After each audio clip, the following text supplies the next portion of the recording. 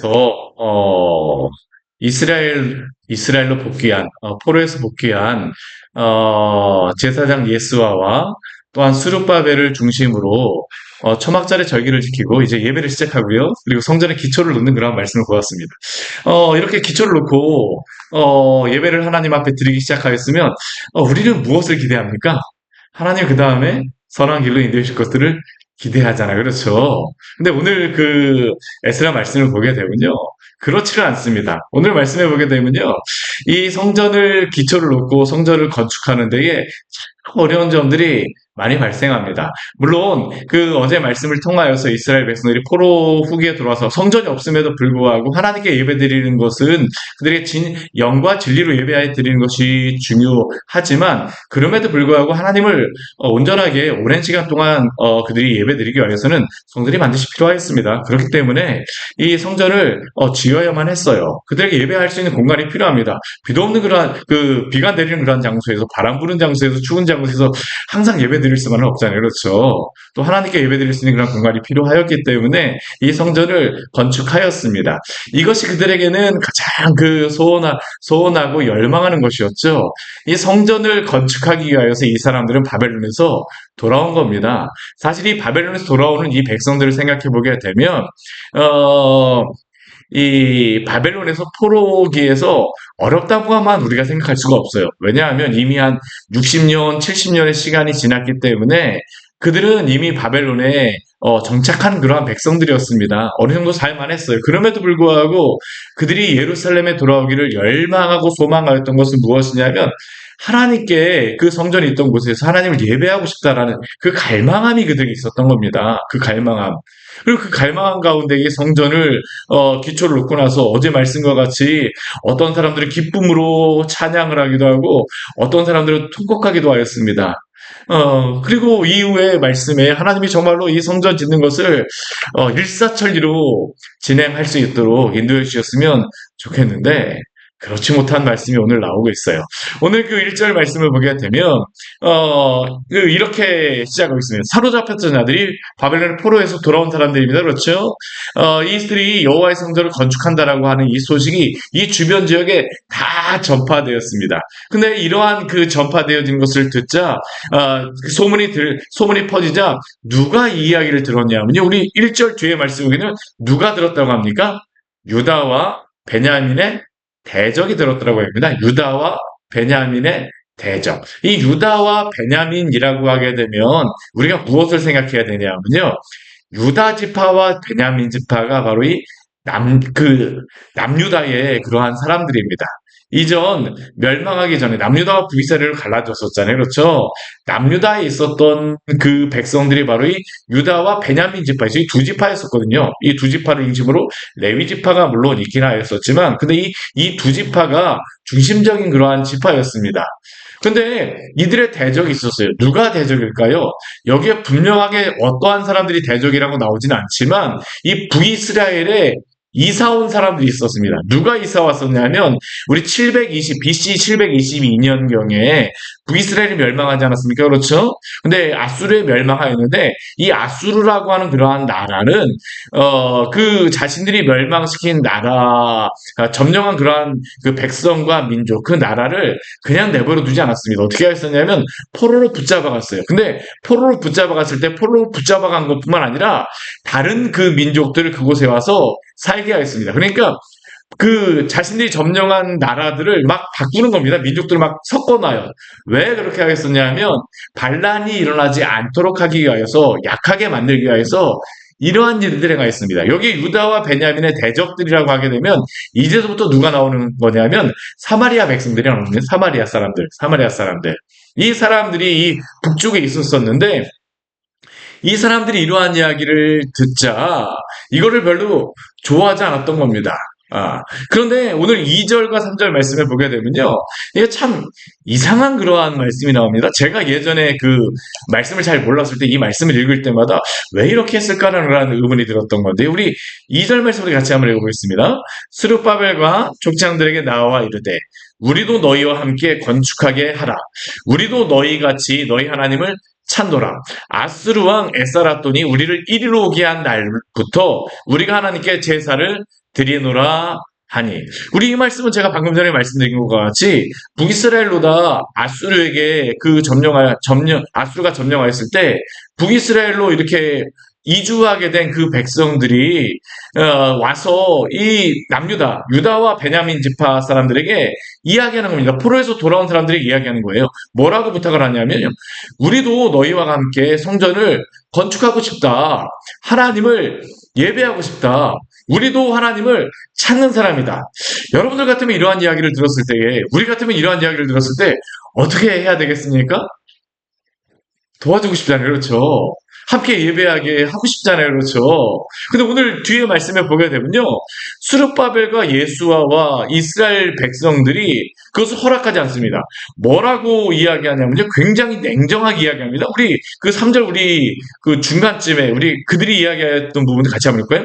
우리 하나님의 성전을 건축하는데 너희는 우리와 상관이 없느니라.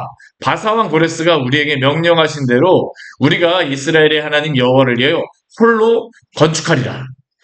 이 사람들은 하나님께 함께 예배하고 싶다라고, 우리도 함께 하고 싶다라고 이야기를 하는데, 이 수르바벨과 예수와는 아주 냉정하게 이야기합니다. 우리 하나님의 성전을 건축하는데 너희는 우리와 상관이 없다. 예전에 제가 이 말씀을 보았을 때, 아니, 이렇게 하게 되면 당연히 함께 하자라고 이야기해야 되는 게 아닌가? 제가 그렇게 생각을 했었거든요. 고등학교 때 막 대학교 때 이 말씀을 읽으면서 아니 이거 허락해주고 같이 해야 되는 게 당연한 건데 너무 냉정하게 말하는 게 아닌가라고 생각을 했었는데요. 이게 그럴 수밖에 없습니다. 이유가 여기에 나왔어요. 한 세 가지 이유를 우리가 볼 수 있는데요. 첫 번째 이유는 무엇이냐 하면 이 성전을 건축하는 데에 누가 직접적으로 명령한 것입니까?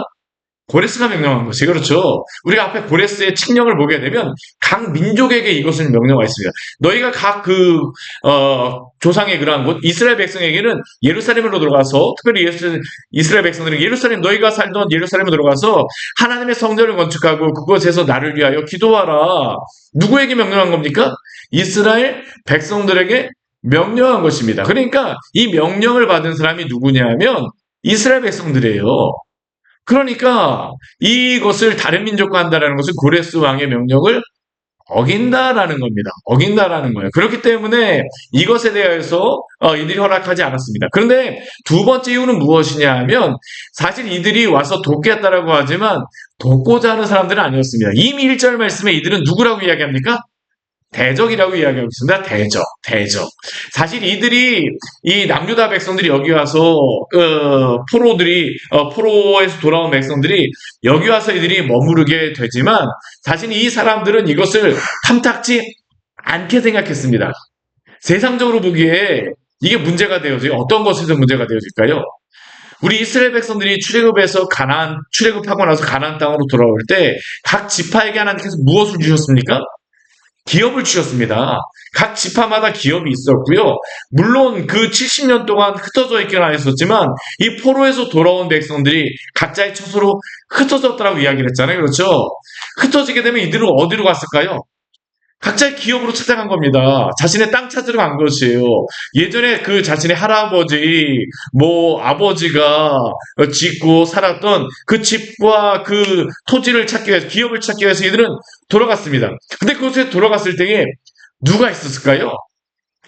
이미 이곳에 한 70년 동안 내려와서 있었던 사람들이 있었던 겁니다. 경제적으로 여러 가지 사회적으로 부딪힐 수밖에 없었던 겁니다. 그러니까 이들은 이미 여러 가지 많은 부분에서 부딪히는 사람들이었었고요. 그래서 대적이라고 이야기하는 겁니다. 세상적으로 보기에도 대적이 되어졌어요. 근데 더 중요한 원인이 있습니다. 무엇이 원인일까요? 이들이 하나님을 섬기겠다라고 이야기하지만 사실 여기에 온 이 사마리아 사람들은 하나님만을 섬기는 사람들이 아닙니다. 우리가 이것을 알 수 있는 말씀이 있는데요. 어떠한 말씀이냐면 열왕기 하의 말씀을 보아야지만 우리가 이 상황을 알 수가 있어요. 우리 열왕기하 말씀을 같이 한번 찾아보도록 하겠습니다. 열왕기 하 우리 17장 말씀 같이 한번 찾아볼게요. 여기에 와 있는 사람들, 이들은 와갖고 진짜 순진한 모습으로 말하는 것 같지만 사실은 그렇지 않았거든요. 우리 열왕기하 17장 우리 말씀 같이 한번 볼게요. 열왕기하 17장 우리 24절 말씀 우리 같이 한번 보도록 하겠습니다. 24절 말씀서부터 24절 말씀부터 해서요. 어, 우리 몇 절 말씀까지 보냐면 음, 다 24절서부터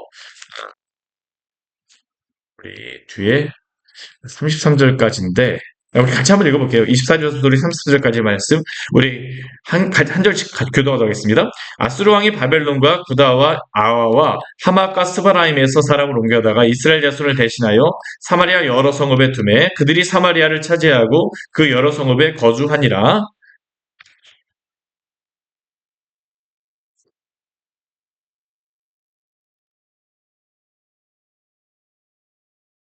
그러므로 어떤 사람이 아수르 왕에게 말하여 이르되 왕께서 사마리아 여러 성읍에 옮겨 거주하게 하신 민족들이 그 땅 신의 법을 알지 못하므로 그들의 신이 사자들을 그들 가운데 보내매 그들을 죽였사오니 이는 그들이 그 땅 신의 법을 알지 못함이니이다 하니라.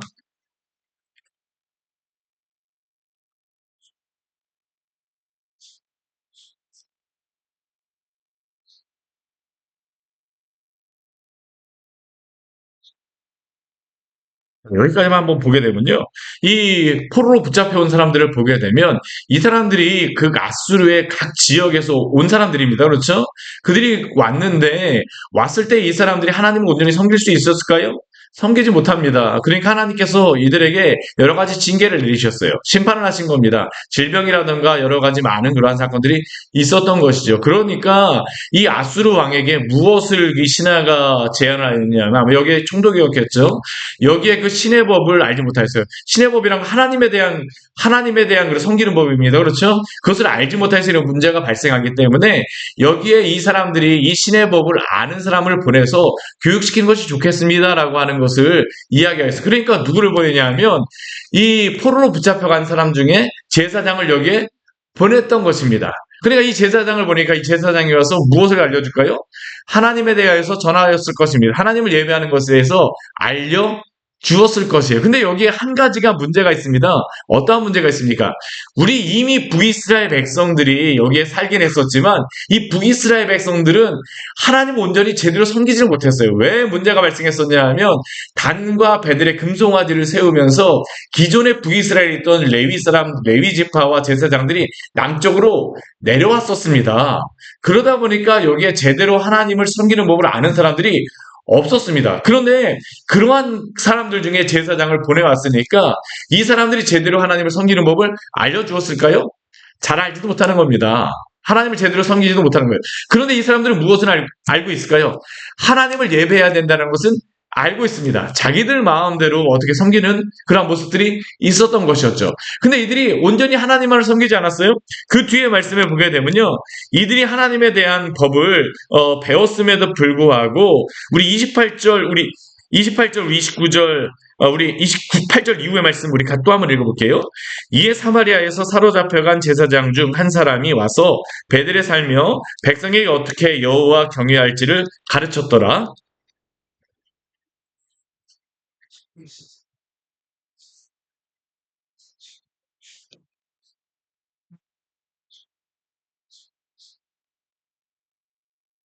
바벨론 사람은 숫곳 누곳을 만들었고 굿 사람들은 네르가를 만들었고 하마 사람들은 아시마를 만들었고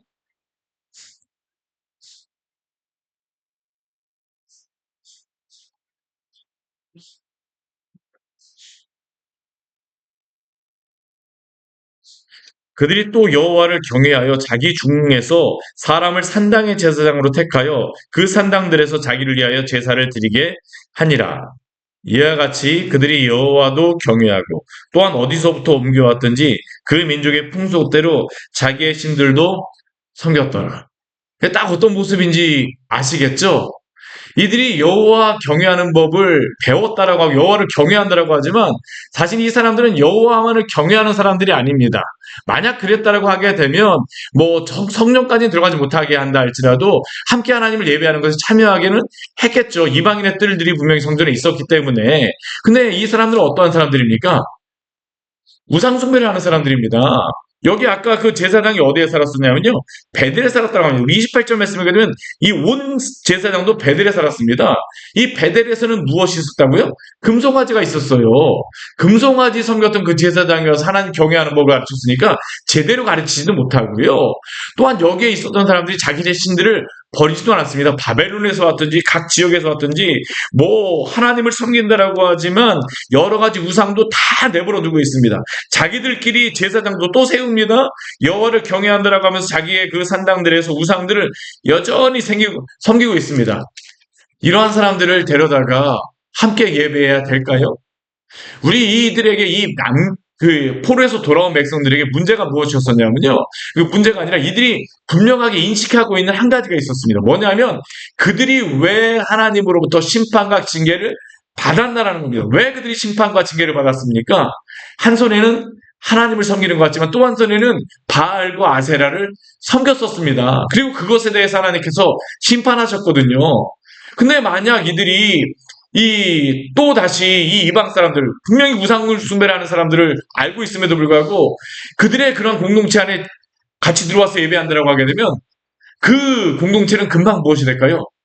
우상 숭배하는 공동체가 금방 되어집니다.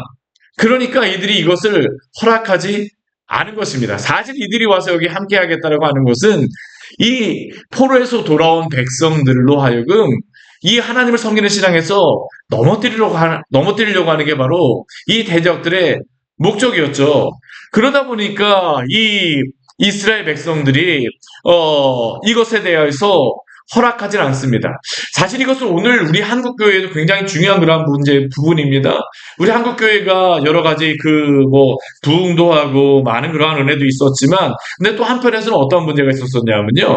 우리 한국 교회가 한국 교회사 역사를 보잖아요. 그게 보게 되면 초대교회 시대 같은 경우에는 새신자가 오게 되면 새신자 세례 교육을 얼마씩 시켰었냐면 3년씩 시켰다고 합니다.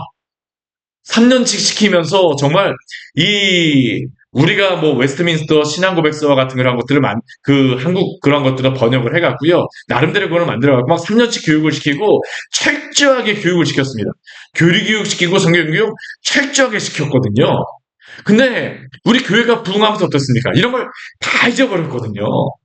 그냥 오기만 하고 하나님에 대한 말씀을 제대로 알려주지 않다 보니까 문제가 뭐냐면 교회가 온전히 하나님의 말씀을 잘 알지는 못해요. 그러니까 우리 한국교회 2000년대, 2010년대에 계속 발생하는 문제가 무엇이었습니까? 이단이 굉장히 흥황하게 되어졌잖아요. 요즘에 보게 되면 신천지가 이제는 막 드러내고 막 전도합니다. 우리 광교 지역에도 보게 되면요. 저기 보게 되면 하나님의 교회가 교회에게 준 그러한 자리 있잖아요. 그래서 크게 교회 그 장소를 받아갖고 거기서 이단 그러한 교회를 짓고선 그냥 마음껏 전도합니다. 마음껏 예배합니다. 심지어 여기 광교 와서도요. 여기에서도 전도를 하곤 합니다. 저도 그걸 막 보고 그러거든요. 가끔. 이게 바로 이러한 시대입니다. 오늘 한국이 이래요. 우리가 정말 우리 교회 안에서 하나님의 말씀, 바른 진리의 복음이 세워지며 하나님의 교회가 이 진리 안에 잘 설 수 있도록 기도해 주시기를 바랍니다.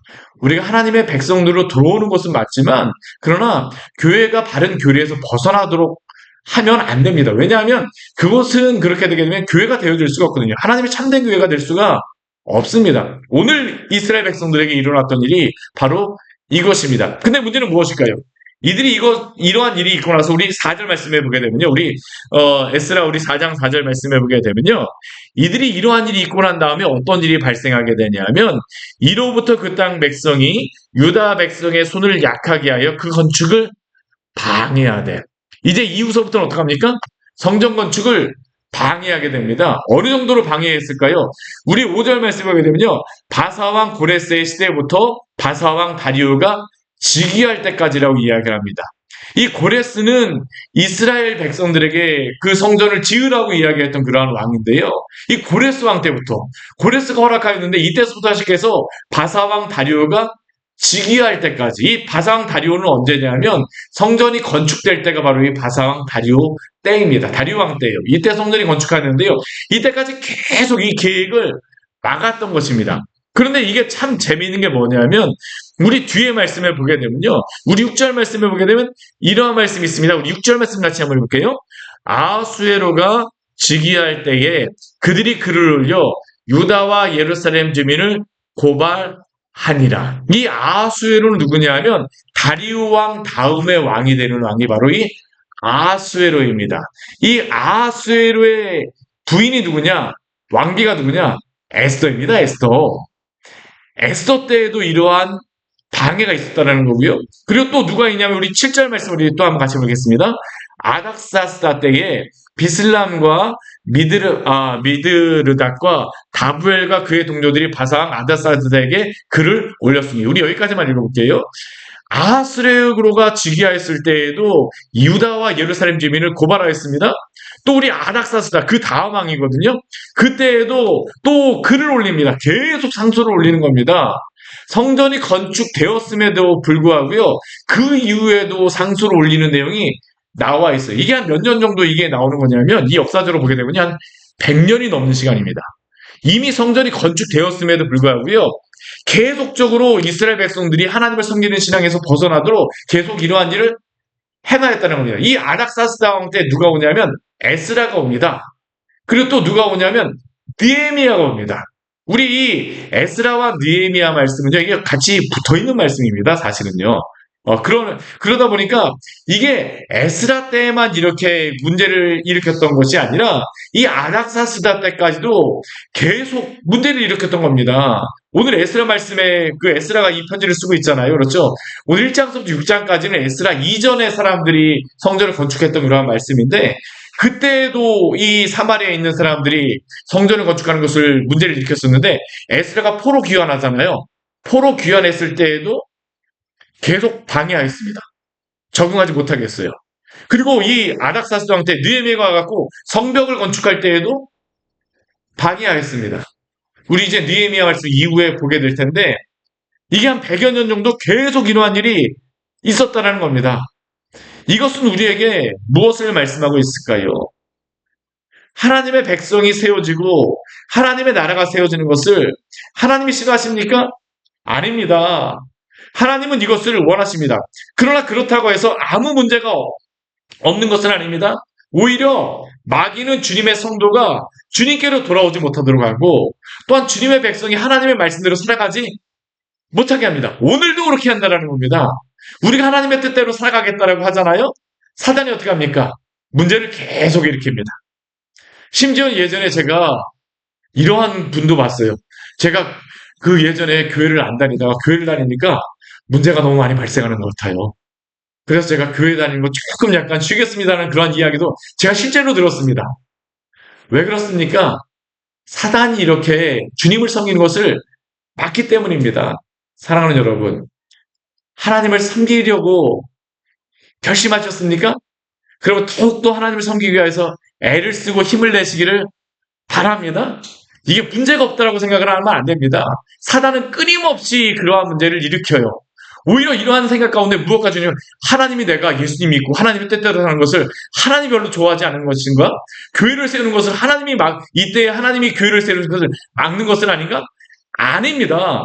하나님은 주님의 성도들이 돌아오는 것을 항상 원하시고 주님의 교회, 바른 말씀의 성교회를 항상 세워지기를 원하십니다. 우리가 이 믿음 가지고 살아가야 됩니다. 그러나 기억해야 될 것은 시험이 있습니다. 그때마다 우리가 무엇을 해야 될까요? 우리 예수님이 말씀하셨어요. 사단아, 물러가라. 주님 말씀 가지고 또한 기도하며 주님과 동행하며 살아가시기를 축원합니다. 우리 같이 기도하도록 하겠습니다. 하나님 아버지 오늘 말씀을 통하여서 우리에게 또한 경고의 말씀을 주시니 감사를 드립니다. 포로에서 돌아온 이스라엘 백성들 하나님을 섬기겠다라고 정말로 이 열망만을 가지고 돌아온 백성들에게 참 많은 시험이 있습니다. 하나님을 섬기지 못하게 하기 위해서, 하나님을 예배하지 못하기 위해서 한 번만 하는 것이 아니라 100년이 넘는 시간 동안 이 예수아와 스룹바벨뿐만 아니라 그 이후에 돌아왔던 에스라 시대에도 포로들이 정착하기를 막았었고 또한 느헤미야 시대에도 성벽이 건축되는 것을 막았습니다. 우리가 이 말씀을 볼 때에 주님, 우리가 하나님의 말씀대로 살아가고자 할 때마다 여러 가지 시련이 있으나 그러나 주님의 말씀 의지하며 또한 담대하게 기도하며 이겨낼 수 있는 우리 귀한 성도들 될 수 있도록 힘을 주시고 능력을 허락하여 주시옵소서. 사단이 역사하지만 그러나 하나님 아버지 그러한 가운데에서도 하나님이 더 크신 능력으로 이 모든 사단의 능력을 물리치시고 또한 우리 주 예수 그리스도가 이미 승리하셨음을 믿고 우리가 하나님 아버지 주님의 백성을 오늘도 살게 하여 주시고 주님의 교회를 세우는데 오늘도 수고할 수 있도록 주여 도우시고 인도하여 주시옵소서. 오늘도 함께 하시는 주님께 감사합니다. 우리를 붙들어 주시옵소서. 예수님 이름으로 기도드립니다. 아멘. 오늘 말씀 같이 기억하시면서 기도하며 나가도록 하겠습니다.